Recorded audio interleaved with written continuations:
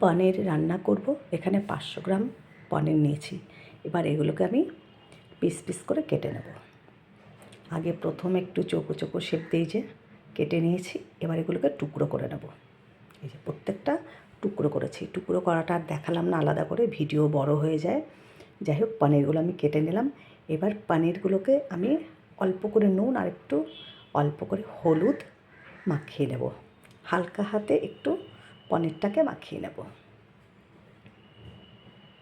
বেশি জোরে জোরে প্রেস করা যাবে না, জাস্ট হালকা হাতে। একটা মশলা করেছি, এখানে কিছু গরম মশলা নিয়েছি, গোটা জিরে নিয়েছি,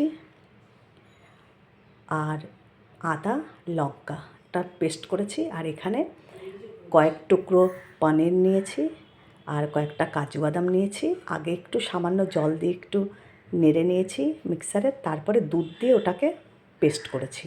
কাজু আর কয়েক টুকরো মানে গ্রেভি করার জন্য কয়েক টুকরো পনির আর কাজু দিয়ে দুধ দিয়ে পেস্ট করেছি। এবার পনিরগুলোকে আমি কড়াইয়ে তেল দিয়ে গরম করে পনিরগুলো সব ভেজে তুলে নেব। পনিরটা ভেজে তোলার পরে একদম উষ্ণ গরম জল রেখেছি কিছুটা, তার মধ্যে পনিরগুলো ভেজে ভেজে এর মধ্যে তুলে দিচ্ছি। প্রথমবার এগুলো জলে তুলে দিলাম, এবার দ্বিতীয়বারেরগুলো তুলে নেব। এই যে সব পনিরগুলো এই জলের মধ্যে দিয়ে দিয়েছি। পনিরগুলোও গরম, জলটা উষ্ণ। এই জলটা দিয়ে আমি পনিরটাকে কিন্তু রান্না করব। জল ওখানে খুব বেশি নেই। ওই তেলের মধ্যে আমি কিন্তু সম্বাদ দিলাম না, যে মশলাটা করে রেখেছি সেই মশলাটা আদা জিরে গরম মশলা কাঁচা লঙ্কা সব দিয়ে একটা পেস্ট করে রেখেছি। এটাকে ভালো করে নাড়াচাড়া করে এর মধ্যে একটু নুন আর অল্প করে হলুদ দেবো, খুব বেশি হলুদ দেবো না, হলুদ দিয়ে দিলাম। এবার ভালো করে নাড়িয়ে চাড়িয়ে এর মধ্যে আমি কিছুটা কিনে রাখা টমেটো সস দিয়ে দেবো অল্প করে। আর এই যে পনিরগুলো দেখো জলে ভিজিয়ে রেখেছি, কী তুলতুল করছে, একদম তুলতুল করছে পনিরগুলো, দেখেছ একদম সফট।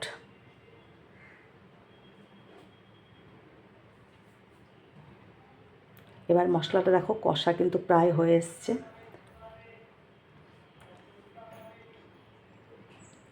এর মধ্যে এবার আমি টমেটো দিয়ে দিলাম। টমেটো সস দিয়ে আবারও ভালো করে নাড়িয়ে চাড়িয়ে নেব। মশলার গা থেকে যতক্ষণ না তেল বেরিয়ে আসছে ততক্ষণ পর্যন্ত আমি মশলাটাকে কষিয়ে নেব। একটু চিনি দিয়ে দিলাম, টমেটোর সস পড়েছে একটু টকটক, তার জন্য একটু চিনি দিয়ে দেখো সাইড দিয়ে তেল বেরোচ্ছে মশলার গা দিয়ে। এবার আমি ওই যে পেস্ট রেখেছি কয়েক টুকরো পনির আর ওর মধ্যে দুধ আছে আর কয়েকটা কাজু বাদাম আছে দিয়ে একটা পেস্ট করে রেখেছি। গ্রেভিটাও খুব সুন্দর হবে, খেতেও খুব ভালো লাগবে। আমি ওই যে পনির যে ভিজিয়ে রেখেছিলাম তার একটু সামান্য জল দিয়ে দিলাম আগে, একটু মশলাটাকে আবারও নরম করে এবার ওই পেস্ট করে রাখা পনির আর কাজুটা দিয়ে দিলাম। এবারও ভালো করে আবার এটাকে নাড়াচাড়া করে ভালো করে মিশিয়ে নিতে হবে মশলার সঙ্গে। আবারও একটু কষিয়ে নেব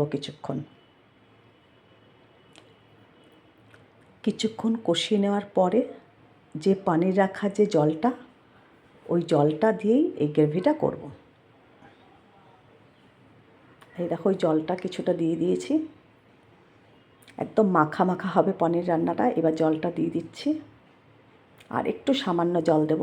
দেখো যে যেমন গ্রেভি খাবে সে সেরকমই জল দেবে। আমি আরেকটু জল দেব, এই যে আর দেবো না জল। এবার টকবক করে ফুটে উঠেছে, ভালো করে ফুটিয়ে নিয়েছি। এবার পনিরটা ঢেলে দিলাম। এবার পনির দিয়ে কিন্তু খুব বেশিক্ষণ কিন্তু আমি রান্না করব না, কিছুক্ষণ ফুটিয়ে নিলেই ঘি দিয়ে নামিয়ে দেবো।